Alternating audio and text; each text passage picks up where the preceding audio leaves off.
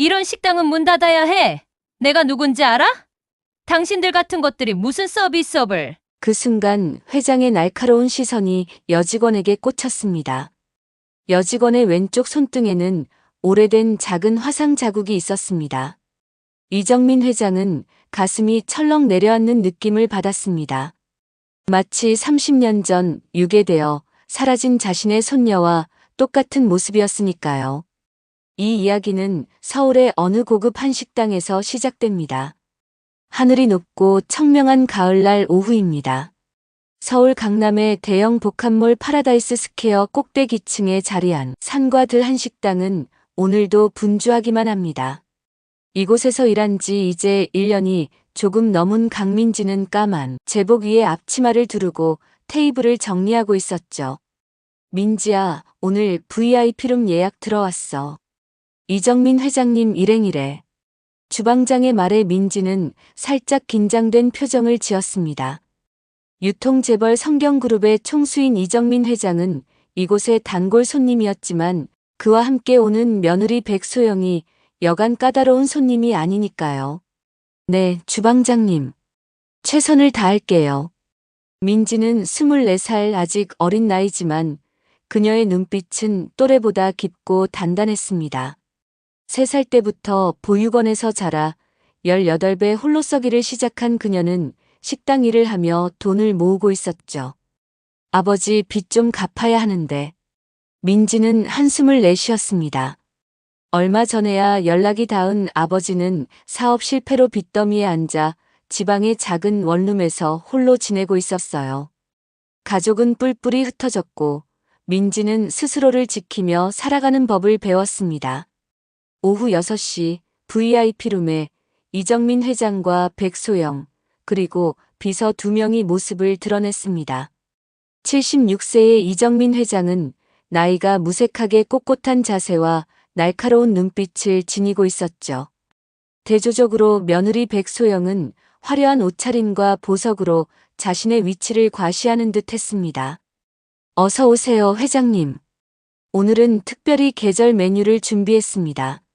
민지가 공손히 인사를 드리자 이정민 회장은 가볍게 고개를 끄덕였습니다. 하지만 백소영은 민지를 위아래로 훑어보더니 코웃음을 쳤죠. 지난번에도 왔던 애네. 너 국 좀 제대로 데워와. 맨날 미지근하게 가져오지 말고. 민지는 아무 말 없이 고개를 숙였습니다.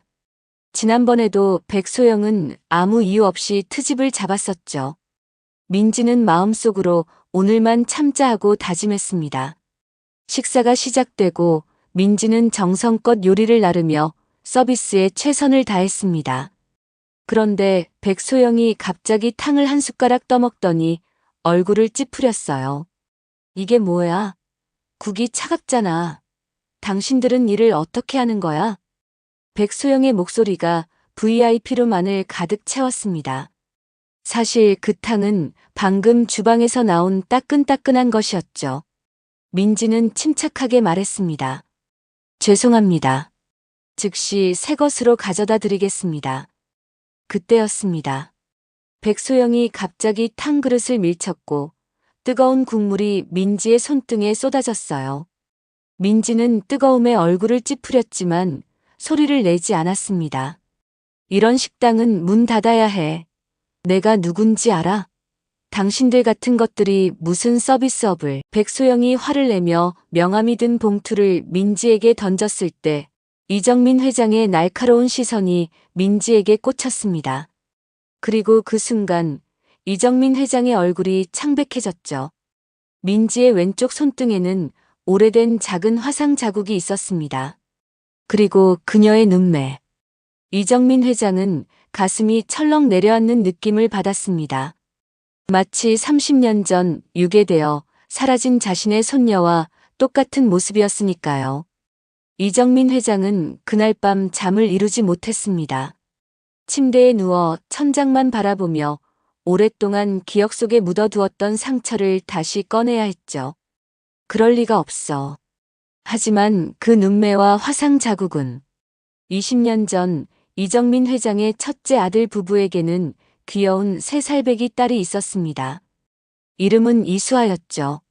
그런데 어느 날 부모와 함께 놀이터에 나갔다가 유괴된 후 흔적도 없이 사라졌어요. 범인들은 몸값을 요구했지만 경찰이 개입하자 연락이 끊어졌고 수아는 끝내 돌아오지 못했습니다. 그 일로 첫째 며느리는 극심한 우울증에 시달렸고 결국 아들은 아내와 함께 미국으로 떠나버렸습니다. 이정민 회장은 유괴범을 찾기 위해 사설 탐정까지 고용했지만 결국 손녀의 행방은 묘연한 채로 세월만 흘러갔죠. 비서실장. 이정민 회장은 침대에서 벌떡 일어나 전화를 걸었습니다. 네, 회장님. 무슨 일이십니까? 어제 그 식당 서빙하던 여자애, 이름이 뭐였지? 강민지라고 합니다. 24살이고요. 그 애에 대해 모든 것을 조사해. 출생부터 현재까지 빠짐없이. 다음 날 아침, 이정민 회장은 일찍 회사에 도착했습니다. 비서실장이 조사한 내용을 기다리는 동안 서랍에서 오래된 사진첩을 꺼냈죠. 그 안에는 3살 때의 수아가 환하게 웃고 있는 사진이 있었습니다. 수아야, 너를 찾지 못해 할아버지가 정말 미안하구나. 오후가 되자 비서실장이 조사 결과를 들고 왔습니다. 보고 드리겠습니다. 강민지는 현재 파라다이스 스퀘어의 산과들 한 식당에서 일한 지 1년 3개월 됐습니다. 이전에는 다른 식당에서도 일했고요. 21살부터 계속 식당 일을 해왔더군요. 이정민 회장은 초조한 표정으로 이어지는 말을 기다렸습니다. 문제는 출생 기록입니다. 강민지는 서울 인근의 사랑의 집 보육원 출신입니다. 그런데 보육원에 입소한 기록은 4살 때부터 시작돼요. 그 이전의 기록은 없습니다. 이정민 회장의 심장이 빠르게 뛰기 시작했습니다. 뭐라고? 4살 이전의 기록이 없다고? 네.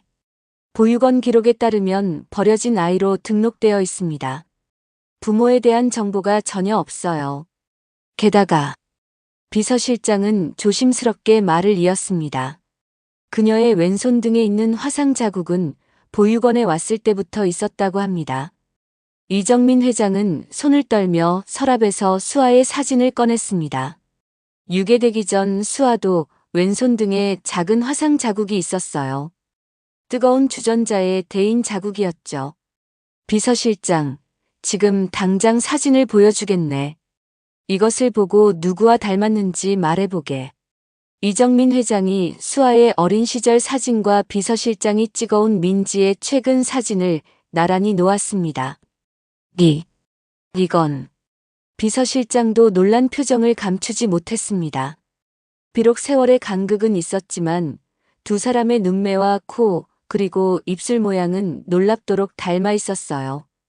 DNA 검사를 해야겠어. 하지만 조심스럽게 진행해야 해. 절대 민지에게 티내지 말고. 이정민 회장은 결심했습니다. 그러나 이 소식을 가족들에게 알리는 것은 또 다른 문제였죠. 특히 백소영이 사건과 관련이 있을지도 모른다는 불길한 예감이 들었기 때문입니다. 한편 백소영은 그날 저녁 남편 이준호와 함께 저녁 식사를 하고 있었습니다. 이준호는 이정민 회장의 둘째 아들로 형이 해외로 떠난 후 그룹의 후계자로 점쳐지고 있었죠. 여보, 아버님이 요즘 이상해. 오늘 아침에도 비서실장과 뭔가 심각한 얘기를 하더라고. 백소영은 와인을 홀짝이며 말했습니다. 이준호는 무심한 듯 고개를 끄덕였죠. 아버지도 이제 연세가 있으신데 뭐 그럴 수도 있지. 그게 아니라 어제 식당에서 어떤 직원을 보시더니 얼굴색이 확 변하셨어. 마치 유령이라도 본 것처럼. 백소영의 말에 이준호가 비로소 관심을 보였습니다. 무슨 직원? 그냥 서빙하는 애. 별로 특별할 것 없는 애였는데. 근데 왜 그러셨을까? 백소영은 겉으로는 궁금한 듯 말했지만 속으로는 불안감이 일기 시작했습니다. 이정민 회장이 무언가를 알아채기라도 한 걸까요? 그날 밤 민지는 아파트 원룸에 돌아와 손등의 화상 자국을 물로 식혔습니다. 이정민 회장이 자신을 바라보던 이상한 눈빛이 자꾸 생각났어요. 대체 왜 그렇게 쳐다보셨을까? 민지는 창밖을 바라보며 한숨을 내쉬었습니다. 그리고 또다시 그 꿈을 꾸게 될 것을 알고 있었죠. 불타는 창고와 누군가 자신을 부르는 목소리가 들리는 평생을 함께한 악몽을. 다음 날 아침, 이정민 회장은 오랜만에 큰아들 이민석에게 전화를 걸었습니다. 미국 시간으로는 한밤중이었지만 그는 참을 수 없었습니다. 민석아, 아버지다. 아버지, 무슨 일이세요, 이 시간에? 이민석의 목소리는 잠에서 덜 깬 듯 했습니다. 미국으로 떠난 지 거의 30년, 그는 이제 55살의 중년 남자가 되어 있었죠. 수아에 대해 얘기하고 싶어. 전화 너머로 긴 침묵이 이어졌습니다. 수아는 이민석과 그의 아내 김지영 사이에서 태어난 딸로 유괴 사건 이후 두 사람은 그 이름을 입에 올리는 것조차 피했습니다. 아버지, 제발. 우리 그 얘기는 하지 않기로 했잖아요. 내가 수아를 찾은 것 같아. 또다시 침묵이 이어졌고 이번에는 더 길었습니다. 마침내 이민석이 떨리는 목소리로 말했습니다. 그런 헛된 희망 갖지 마세요. 이제 와서 무슨. 내 딸이야. 내 눈으로 봤어. 강민지라는 이름으로 살고 있더구나. 이정민 회장은 단호하게 말했습니다. 그리고 자신이 알아낸 정보를 모두 이야기했죠. 보육원 기록, 화상 자국, 그리고 놀라울 정도로 닮은 외모까지. 아버지, 제발 그만하세요.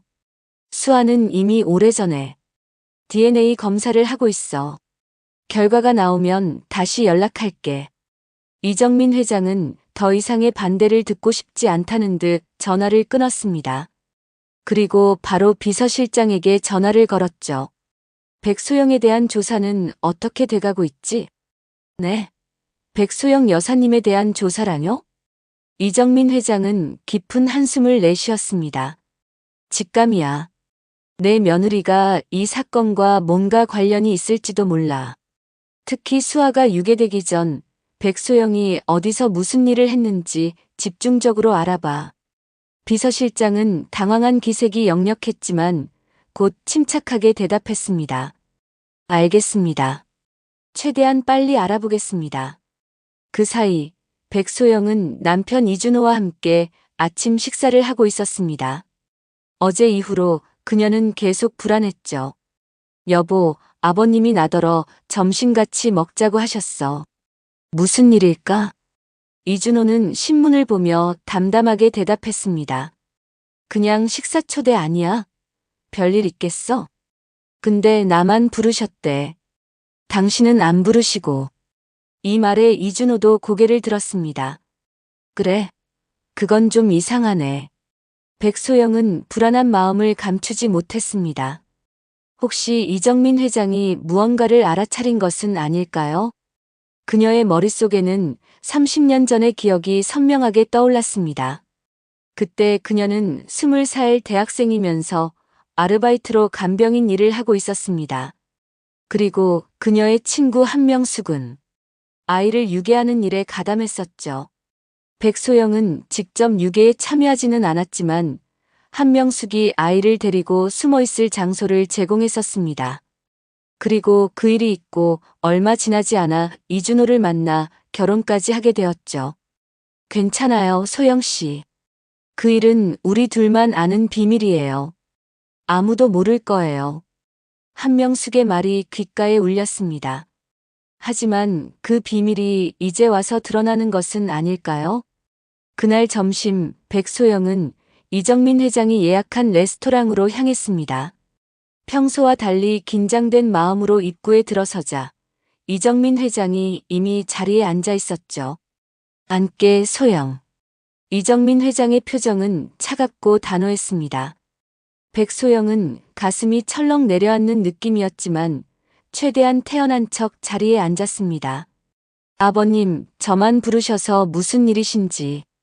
식당에서 봤던 민지라는 아이, 왜 그렇게 못살게 굴었나? 예상치 못한 직접적인 질문에 백소영은 당황했습니다. 그러나 곧 짐짓 모르는 척 대답했죠. 아, 그애요?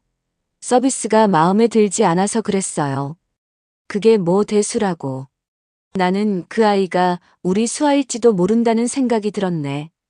이 말에 백소영의 얼굴이 창백해졌습니다. 이정민 회장은 테이블 위에 봉투 하나를 올려놓았습니다. 자네의 과거에 대해 조금 알아봤네. 특히 대학 시절 한명숙이라는 친구와 어울렸던 시절 말이야. 백소영은 식은땀이 나기 시작했죠. 유괴범을 숨겨준 건 중범죄야, 소영. 아버님, 그건 오해예요. 저는 그저. 이정민 회장이 손을 들어 그녀의 말을 막았습니다. 일단 들어. 민지가 내 손녀 수아라는 걸 알고 있었나? 백소영은 말문이 막혔습니다. 사실 그녀는 몰랐습니다. 다만 민지를 처음 본 순간 어딘지 모르게 익숙한 느낌이 들었을 뿐이었죠. 그리고 이정민 회장이 민지를 특별한 눈빛으로 바라보는 것을 보고 나서야 의심하기 시작했던 겁니다. 아, 아닙니다. 정말 몰랐어요. 그럼 왜 그 아이를 괴롭혔지? 혹시 직감적으로 무언가를 느꼈나? 백소영은 대답하지 못했습니다. 이정민 회장은 일어서며 마지막 한마디를 남겼죠. 민지를 건드리지 마. 그리고 우리 가문의 일원으로서 내가 한 일에 대해 깊이 반성하게. 그날 저녁 이정민 회장의 비서실장은 자신이 발견한 충격적인 사실 앞에서 한참을 망설였습니다. 손녀 유괴 사건의 수사 기록을 파헤치던 중 그는 믿기 힘든 단서를 발견했기 때문이죠. 회장님, 지금 뵐 수 있을까요? 중요한 보고가 있습니다. 비서실장의 목소리는 평소보다 긴장되어 있었습니다. 이정민 회장은 거실에서 오래된 앨범을 보고 있었죠. 들어오게. 비서실장은 조심스럽게 서류 봉투를 내밀었습니다. 손녀 유괴 사건 관련해서 조사하다가 발견한 것들입니다. 특히 백소영 여사와 관련된 내용이 있습니다. 이정민 회장은 의아한 표정으로 서류를 펼쳐보았습니다. 그리고 점점 얼굴색이 변했죠. 이게 확실한가? 네. 30년 전 수사 기록과 진술서, 그리고 당시 용의자들의 관계도를 모두 확인했습니다. 서류에는 충격적인 사실이 담겨 있었습니다. 손녀 유괴 사건의 주범 중 한 명이었던 한명숙이라는 여성이 백소영의 대학 동기였다는 것이죠. 더 놀라운 것은 유괴 직후 한명숙이 숨어 있었던 장소가 바로 당시 대학생이었던 백소영의 원룸이었다는 사실이었습니다. 그뿐만이 아닙니다.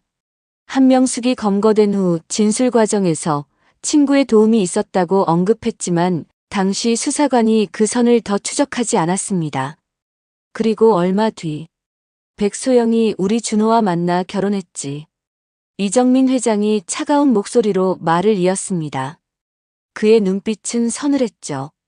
정확합니다. 사건 발생 1년 후에 백소영 여사는 이준호 사장님과 만나 교제를 시작했고 이듬해 결혼했습니다. 이정민 회장은 창밖을 바라보며 깊은 한숨을 내쉬었습니다. 그가 30년 동안 끊임없이 의문을 품었던 손녀 유괴 사건이 자신의 집안, 그것도 며느리와 연관되어 있다니. 가슴이 찢어지는 기분이었죠. 아무에게도 말하지 마. 특히 준호에게는 더더욱. 네, 회장님. 그런데 강민지 씨와 관련해서는 어떻게 하실 겁니까? 이정민 회장은 잠시 생각에 잠겼습니다. 그리고 결단을 내린 듯 말했죠. DNA 검사 결과가 나올 때까지 기다릴 수는 없어. 백소영이 뭔가 눈치를 챘어. 민지를 보호해야 해. 한편 백소영은 자신의 침실에서 초조하게 전화통화를 하고 있었습니다. 상대는 30년 전 그녀와 함께 범행에 가담했던 한명숙이었죠. 미쳤어? 이 시간에 갑자기 전화해서 뭐 하는 거야? 명수가 큰일 났어. 이정민 회장이 뭔가 알아낸 것 같아.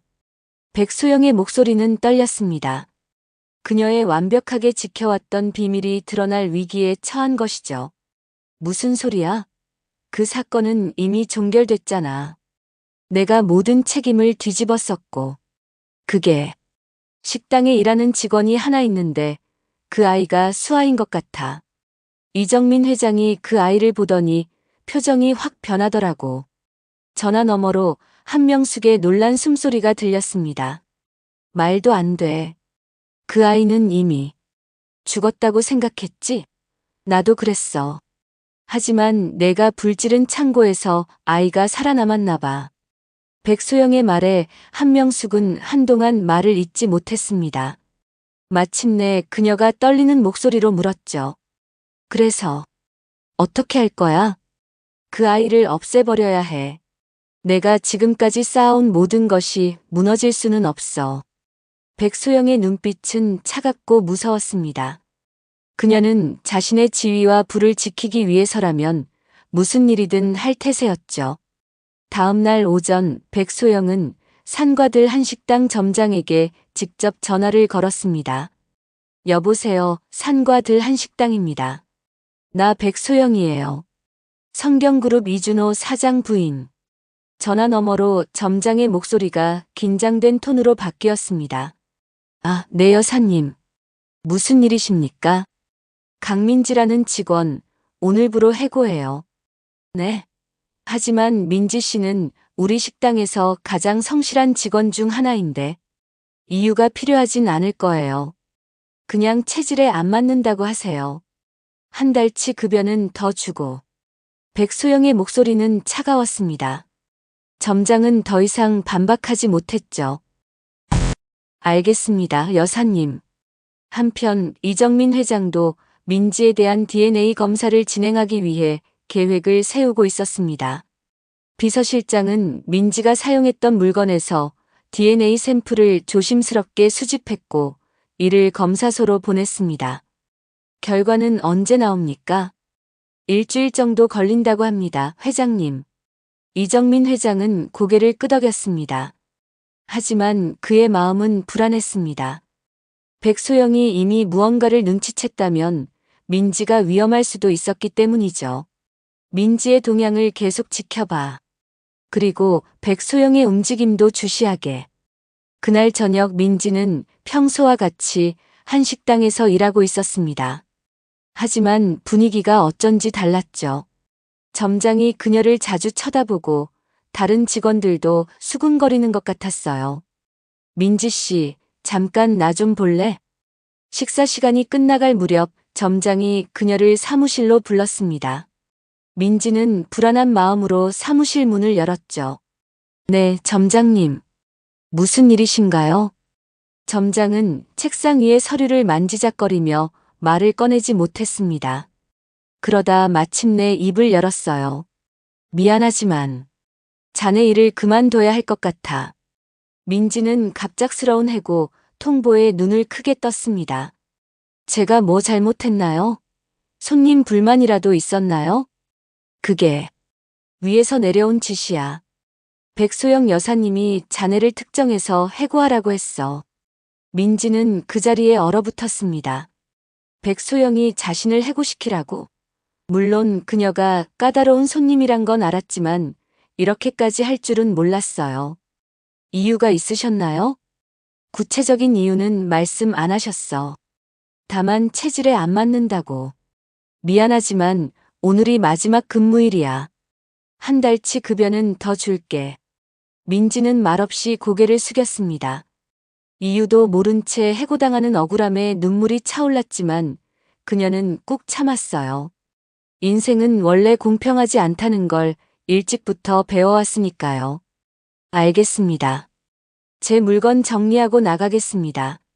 민지는 사무실을 나와 라커룸으로 향했습니다. 그녀의 소지품은 많지 않았어요.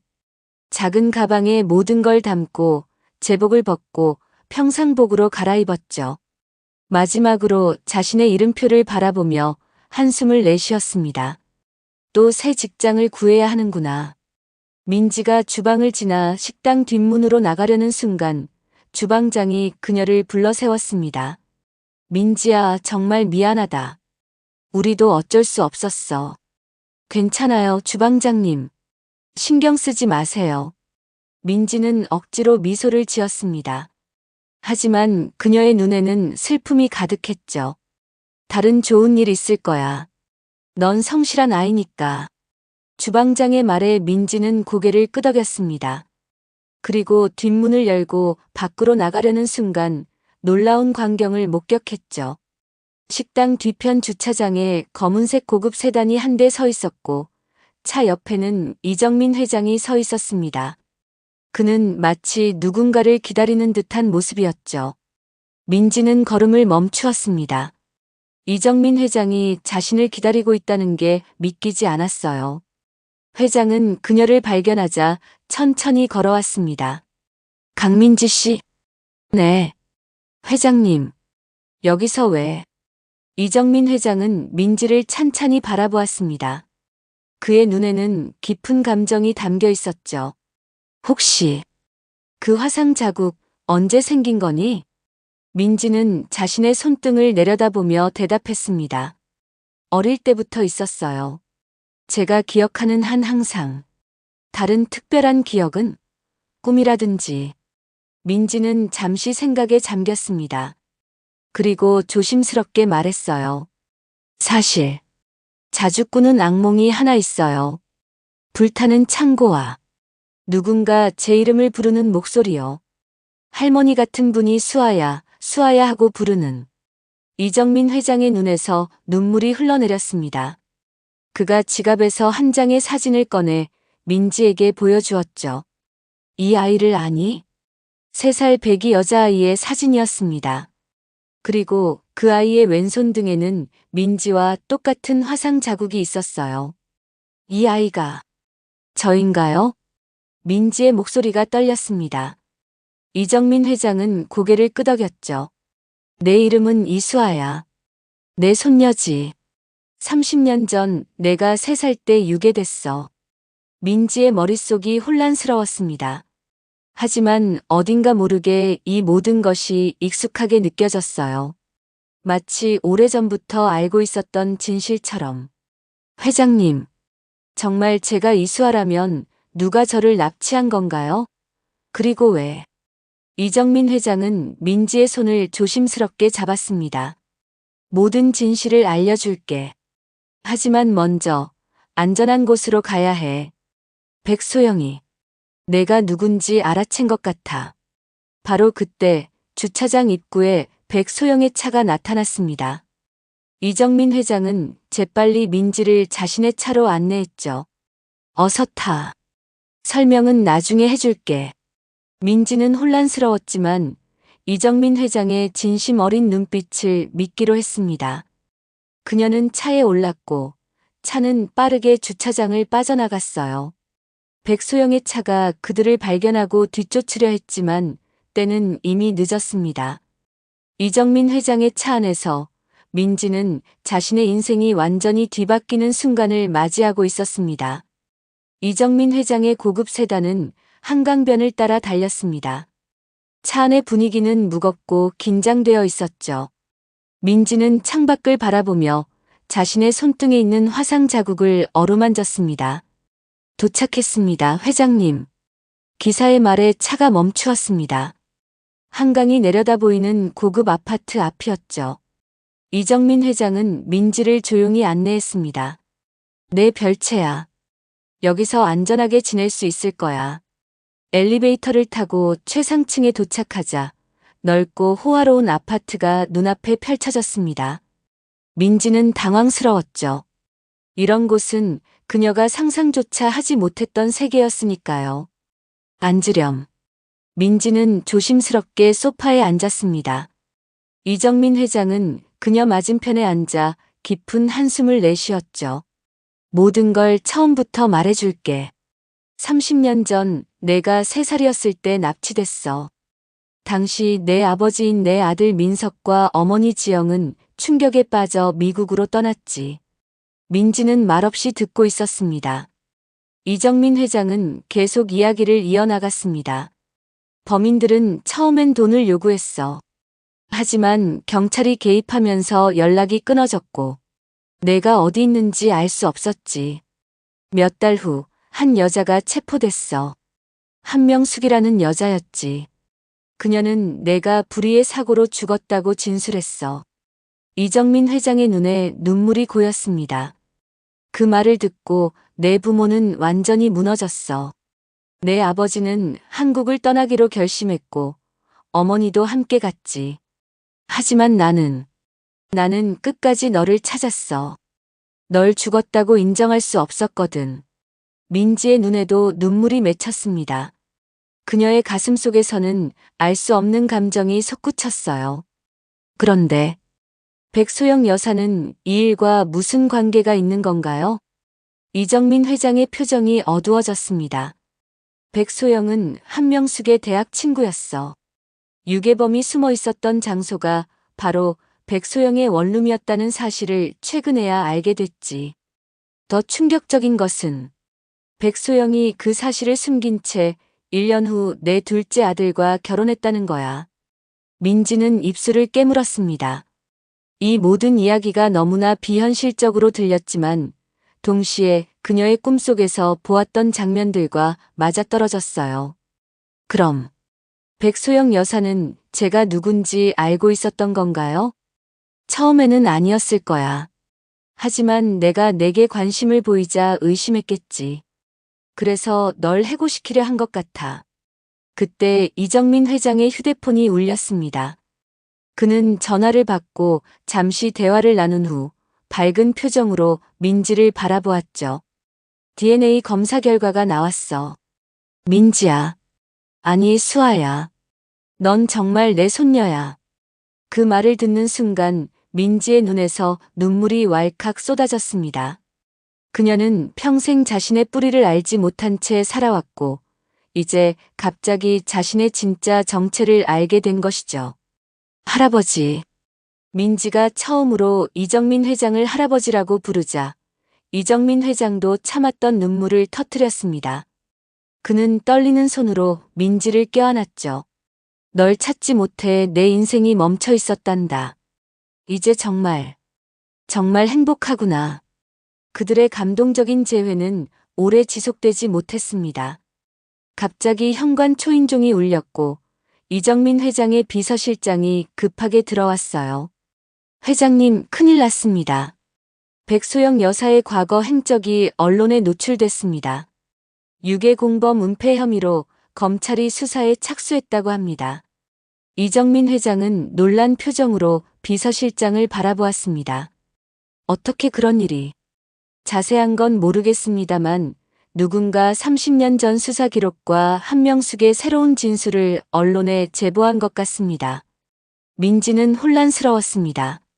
하루아침에 자신의 인생이 완전히 뒤바뀐 것이 실감나지 않았어요. 그녀는 떨리는 목소리로 물었습니다. 그럼 이제 어떻게 되는 건가요? 이정민 회장은 민지의 손을 꼭 잡았습니다. 걱정하지 마. 이제 내가 우리 가족이라는 사실이 밝혀졌으니 모든 것이 제자리를 찾아갈 거야. 무엇보다 내 아버지와 어머니에게 연락해야 해. 그리고 이정민 회장은 떨리는 손으로 전화를 걸었습니다. 미국에 있는 아들 이민석에게였죠. 민석아. 아버지, 무슨 일이세요? 이 시간에. 수아를 찾았다. DNA 검사 결과도 나왔어. 확실해. 전화 너머로 긴 침묵이 이어졌습니다. 그리고 이민석의 흐느끼는 소리가 들려왔죠. 정말입니까? 우리 수아가. 그래, 그 아이는 살아있었어. 지금 내 옆에 있단다. 민지는 할아버지의 전화 통화를 들으며 복잡한 감정에 휩싸였습니다. 그녀에게는 아직 아버지라는 존재가 낯설었어요. 그녀가 알던 유일한 아버지는 빚더미에 앉아 고생하는 강동철이었으니까요. 할아버지. 그런데 저를 키워주신 분은 어떻게 해야 하나요? 강동철 씨라고 제 아버. 아니, 저를 키워주신 분이요. 이정민 회장은 민지를 이해한다는 듯 고개를 끄덕였습니다. 걱정하지 마. 그분도 만나볼게. 아마 그분도 진실을 모르고 있었을 거야. 중요한 건 내가 이제 집으로 돌아왔다는 거야. 그날 밤 민지는 이정민 회장의 별채에서 잠을 청했습니다. 하지만 쉽게 잠들 수 없었죠. 그녀의 머릿속은 온통 새로운 정보와 감정으로 가득 차 있었으니까요. 창밖으로 서울의 밤 풍경이 펼쳐져 있었습니다. 민지는 지금까지와는 완전히 다른 세계에 발을 들이게 된 것이죠. 그녀는 자신이 누구인지, 앞으로 어떻게 살아가야 할지 고민했습니다. 수아. 민지는 자신의 본명을 소리내어 불러보았습니다. 낯설지만 어딘가 익숙한 이름이었죠. 그리고 점점 기억의 조각들이 그녀의 마음속에서 맞춰지기 시작했습니다. 다음 날 아침, 언론은 성경그룹 이정민 회장 손녀 30년 만에 극적 상봉이라는 헤드라인으로 도배되었습니다. 민지. 아니, 이제는 이수아라고 불러야 할 그녀는 텔레비전 뉴스를 보며 믿기지 않는 표정을 지었습니다. 이정민 회장의 실종된 손녀가 30년 만에 기적적으로 가족과 재회했습니다. DNA 검사 결과 강민지 씨는 1995년 유괴된 이수아 양으로 확인됐으며 이정민 회장이 거실로 들어왔습니다. 미안하구나. 언론에 이렇게 크게 보도될 줄은 몰랐어. 수아는 고개를 저었습니다. 괜찮아요, 할아버지. 그보다 백소영 여사는 어떻게 됐나요?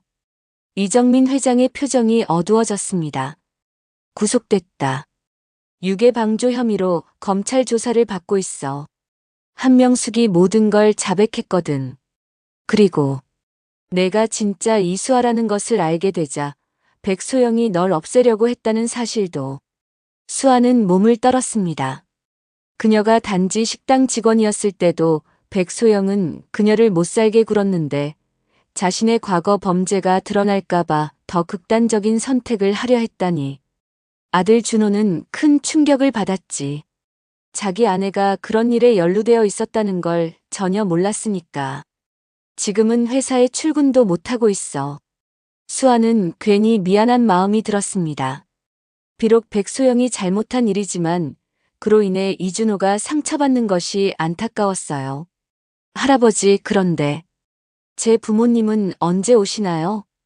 이정민 회장의 표정이 밝아졌습니다. 오늘 오후에 도착할 거야. 비행기가 아마 3시쯤 착륙한대. 30년 만에 만나는 거라 많이 긴장되겠지? 수아는 고개를 끄덕였습니다. 그녀는 실제 부모를 만난다는 생각에 가슴이 두근거렸어요. 하지만 동시에 불안했습니다. 그들이 자신을 어떻게 받아들일지, 그리고 자신은 그들을 어떻게 대해야 할지. 그날 오후 인천국제공항. 수아는 이정민 회장과 함께 도착장에서 기다리고 있었습니다.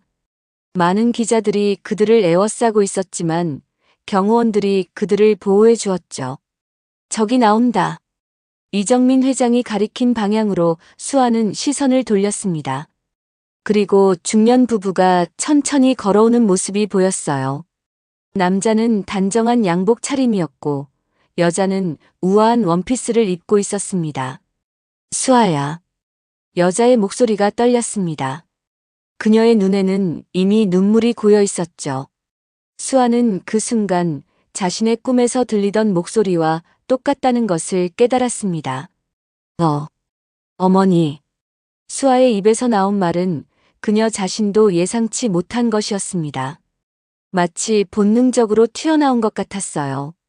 그 순간 김지영은 더 이상 참지 못하고 수아에게 달려와 그녀를 껴안았습니다. 내 딸. 우리 수아. 살아있었구나.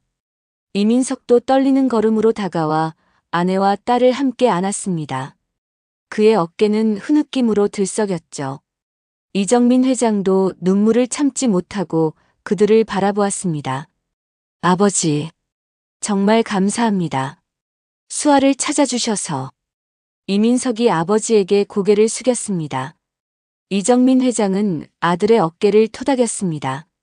다 내 딸이 살아있었기 때문이야. 그 아이가 강하게 살아남았기 때문에 가능한 일이었어. 공항에서 나온 일행은 이정민 회장의 자택으로 향했습니다. 그곳에서 그들은 오랜 시간 동안 이야기를 나눴죠. 수아는 자신이 보육원에서 자란 일, 21살에 자립해 식당에서 일한 일, 그리고 이정민 회장을 처음 만난 날에 대해 이야기했습니다. 내가 그렇게 고생했다니. 김지영은 딸의 손을 꼭 잡았습니다. 그녀의 눈에는 미안함과 후회가 가득했죠. 괜찮아요, 어머니. 저는 그런 환경 덕분에 더 강해졌어요. 수아의 말에 이민석이 고개를 들었습니다. 우리가 너를 찾지 못해 정말 미안하다.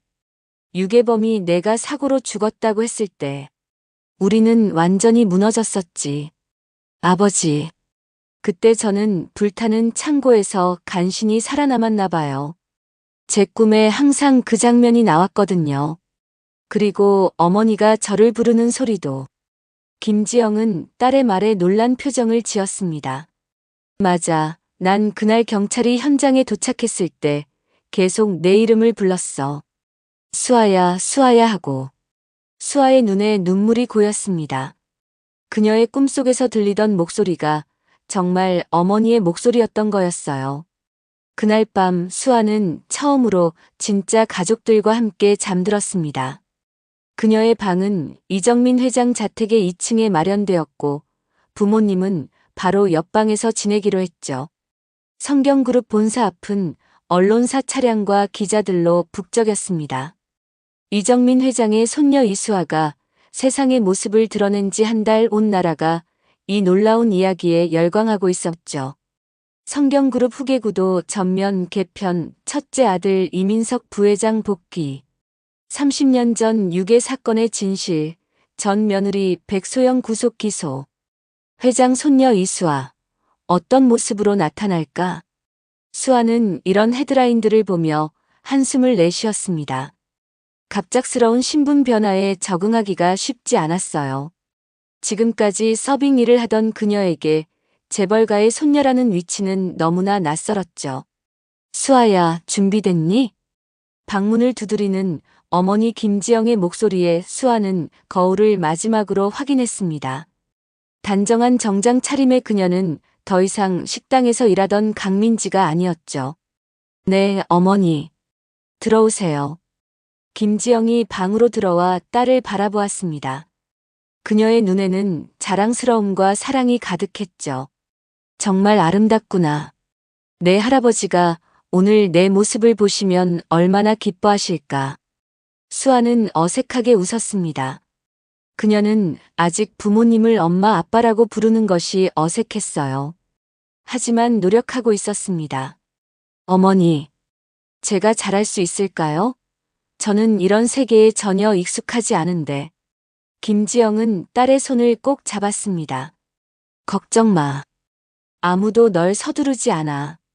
그리고 내가 지금까지 살아온 방식, 내가 배운 가치들은 결코 버릴 필요가 없어. 오히려 그런 경험이 우리 가문에 신선한 바람을 불어넣을 수 있을 거야. 수아는 고개를 끄덕였습니다.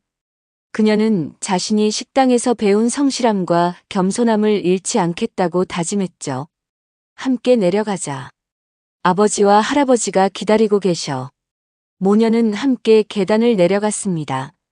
이정민 회장의 자택 거실에는 이민석과 이정민 회장이 앉아 있었고 놀랍게도 이준호도 함께 있었죠. 아, 왔구나.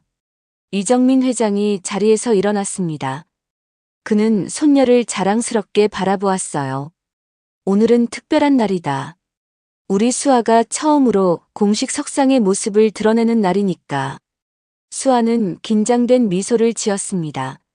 그녀는 할아버지의 결정에 따라 오늘 열리는 성경그룹 창립 50주년 기념 행사에 참석하기로 했어요.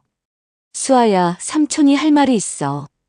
이준호가 조심스럽게 수아에게 다가왔습니다. 그는 아내 백소영의 범죄가 드러난 후 깊은 자책에 빠져 있었죠. 정말 미안하다. 내 아내가 내게 그런 끔찍한 일을 저질렀는데도 난 아무것도 몰랐어. 그리고 식당에서 내게 무례하게 굴 때도 말이야. 수아는 고개를 저었습니다. 삼촌, 그건 삼촌의 잘못이 아니에요. 아무도 예상하지 못했던 일이었잖아요. 이준호의 눈에 눈물이 고였습니다. 그래도 난 이제 그룹에서 물러나려고 해. 형이 돌아왔으니 내가 있을 자리는 아닌 것 같아.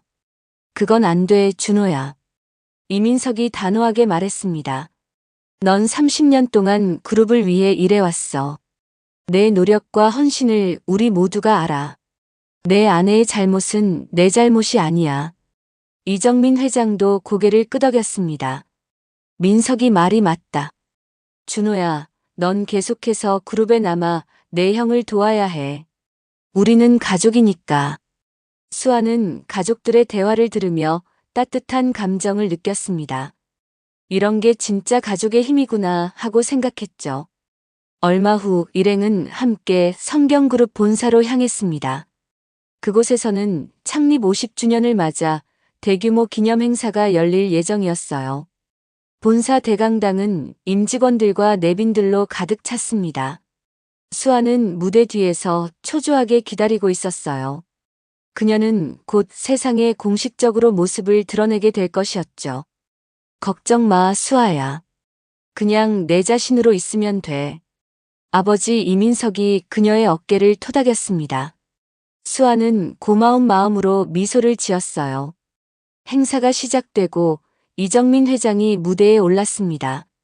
그는 성경그룹의 역사와 성과에 대해 이야기한 후 가장 중요한 발표를 했죠. 오늘 저는 여러분께 가장 기쁜 소식을 전하고자 합니다. 30년 전 유괴되어 행방불명되었던 제 손녀 이수아가 기적적으로 가족의 품으로 돌아왔습니다. 장내에 감탄의 소리가 퍼졌습니다. 물론 언론을 통해 이미 알려진 사실이었지만 이정민 회장의 입에서 직접 듣는 이야기는 더욱 감동적이었죠. 또한 오랫동안 미국에서 생활했던 제 아들 이민석이 귀국하여 앞으로 성경그룹을 이끌어가게 될 것입니다. 이민석 부회장과 이준호 부회장이 함께 그룹의 미래를 책임질 것입니다. 이정민 회장의 발표가 끝나자 박수가 터져 나왔습니다. 그리고 그는 마침내 수아를 무대로 초대했어요. 이제 제 소중한 손녀 이수아를 여러분께 소개하겠습니다. 수아가 천천히 무대로 걸어 나갔습니다. 카메라 플래시가 쏟아지고 모든 시선이 그녀에게 집중됐죠. 수아는 떨리는 마음으로 마이크 앞에 섰습니다. 안녕하세요. 저는 이수아입니다. 그녀의 목소리는 작았지만 또렷했습니다. 수아는 잠시 말을 멈추고 마음을 가다듬었어요. 저는 오랫동안 강민지라는 이름으로 살아왔습니다. 식당에서 일하며 하루하루를 성실하게 살아온 평범한 사람이었죠. 하지만 운명은 제게 놀라운 선물을 주었습니다. 잃어버렸던 가족을 찾게 해준 것이죠. 수아의 눈에 눈물이 고였습니다. 하지만 그녀는 당당하게 말을 이어갔어요. 앞으로 저는 이수아로서의 새로운 삶을 시작하게 됩니다. 하지만 강민지로서 배웠던 소중한 가치들은 결코 잊지 않을 것입니다. 성실함, 정직함, 그리고 겸손함. 이런 가치들을 지키며 성경그룹의 일원으로서 최선을 다하겠습니다. 수아의 진심 어린 말에 청중들은 큰 박수를 보냈습니다. 이정민 회장은 손녀를 자랑스럽게 바라보았죠. 그의 눈에는 기쁨의 눈물이 고여 있었습니다.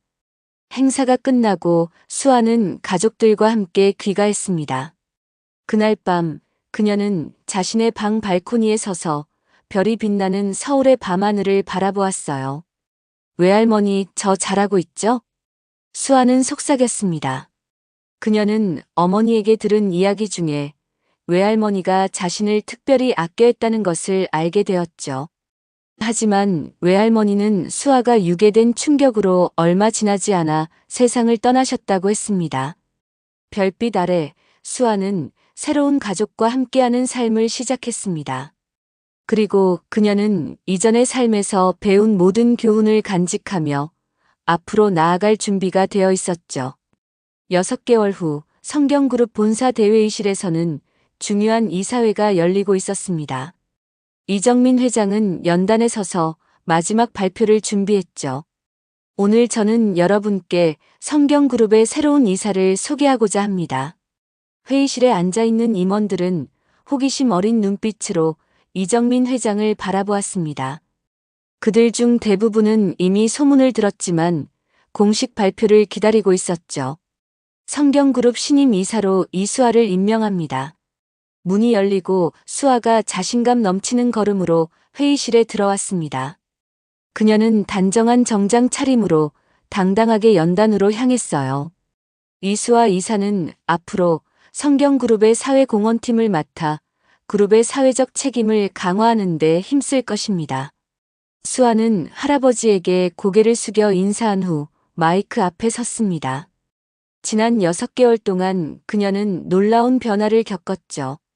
재벌가의 손녀로서 갖춰야 할 기본 소양과 경영 지식을 빠르게 습득했고 무엇보다 자신만의 길을 찾기 위해 노력했습니다. 안녕하세요, 여러분. 이수아입니다. 그녀의 목소리는 6개월 전보다 훨씬 자신감이 넘쳤습니다.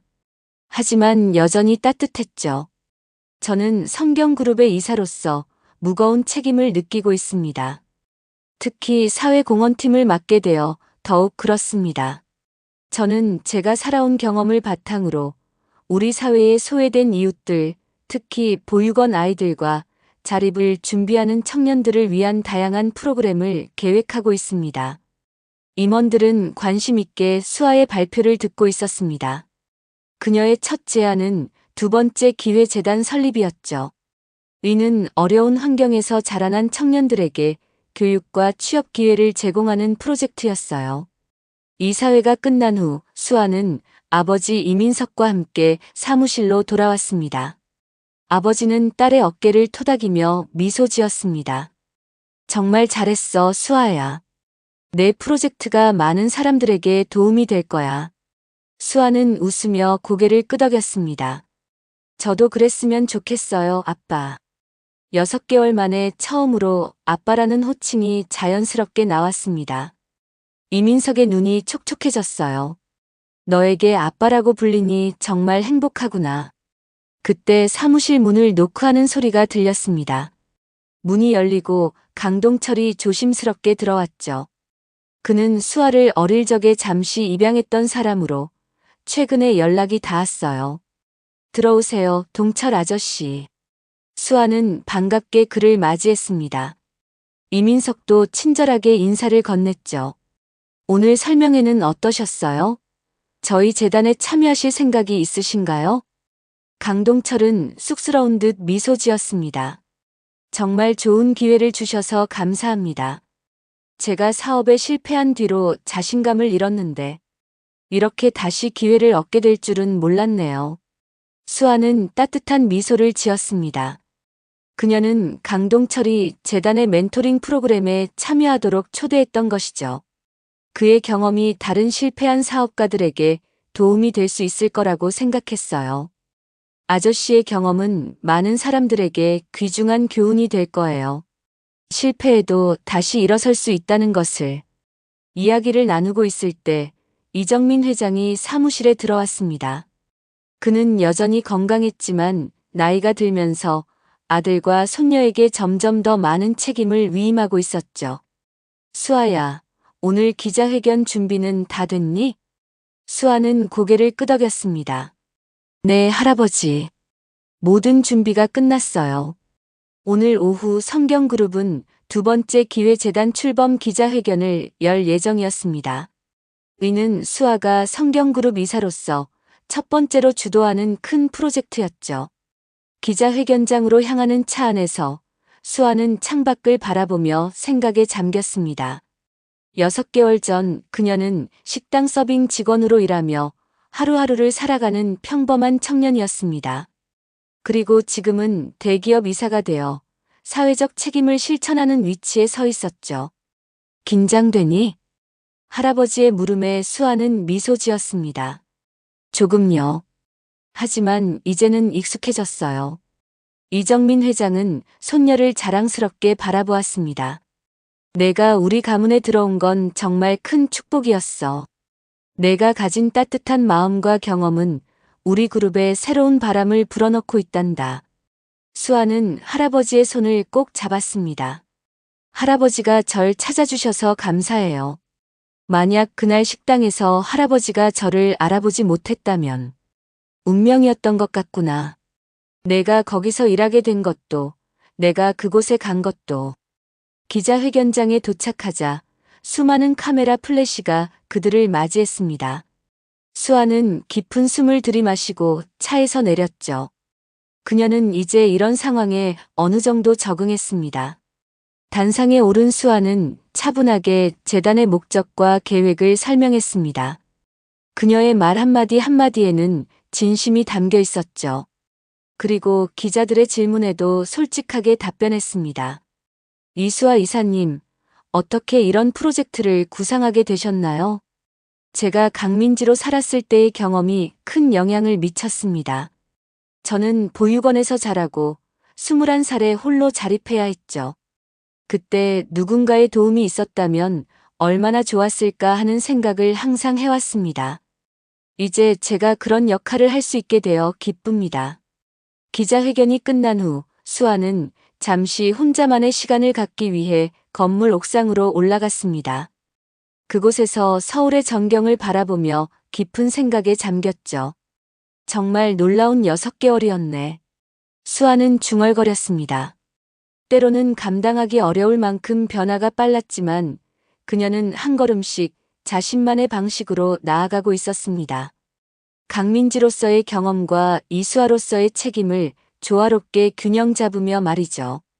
수아는 하늘을 바라보며 마음속으로 기도했습니다. 자신을 여기까지 이끌어준 모든 인연에 감사하며 앞으로도 좋은 사람이 되겠다고 다짐했습니다. 그날 저녁 수아는 가족들과 함께 저녁 식사를 했습니다. 이정민 회장, 부모님, 그리고 삼촌 이준호까지 모두가 그녀의 성공적인 기자회견을 축하해 주었죠. 수아야, 내 아버지와 내가 정말 자랑스럽구나. 어머니 김지영이 딸의 손을 꼭 잡았습니다. 고맙습니다, 어머니. 그런데 한 가지 부탁드릴 게 있어요. 모두가 수아를 바라보았습니다. 다음 주에 제가 예전에 일하던 식당에 다 같이 가볼까 해요. 거기 사람들이 저에게 많은 도움을 주었거든요. 가족들은 미소 지으며 동의했습니다. 수아는 자신의 과거를 부끄러워하지 않았고 오히려 그것을 소중히 여겼어요. 며칠 후 성경그룹 이사 이수아는 예전에 일하던 산과 들 한식당을 찾았습니다. 이번에는 고객으로서가 아니라 감사의 마음을 전하기 위해서였죠. 식당 직원들은 놀라움과 기쁨으로 그녀를 맞이했습니다. 특히 주방장은 눈물을 글썽이며 수아를 껴안았어요. 민지야. 아니, 이제는 수아라고 불러야 하나? 수아는 웃으며 대답했습니다. 주방장님에게는 여전히 민지로 남아있을게요. 식당 뒤편 그녀가 썼던 출입 명찰이 유리병 너머에 그대로 남아있었습니다. 강민지라고 씌어진 그 작은 명찰은 그녀의 과거와 현재를 연결해주는 소중한 징표였죠. 수아는 명찰을 바라보며 미소 지었습니다. 그리고 마음속으로 다짐했어요. 강민지였던 나, 그리고 이수아인 나. 모두 내가 걸어온 길이고 앞으로 걸어갈 길이야. 수아의 이야기는 이제 새로운 시작을 맞이했습니다. 과거의 상처는 치유되었고 그녀는 자신의 경험을 바탕으로 더 많은 사람들에게 희망을 전하는 삶을 살게 되었죠. 이것은 끝이 아니라 진정한 시작이었습니다. 그리고 서울의 밤하늘에는 마치 그녀를 축복하듯 별들이 더욱 밝게 빛나고 있었습니다.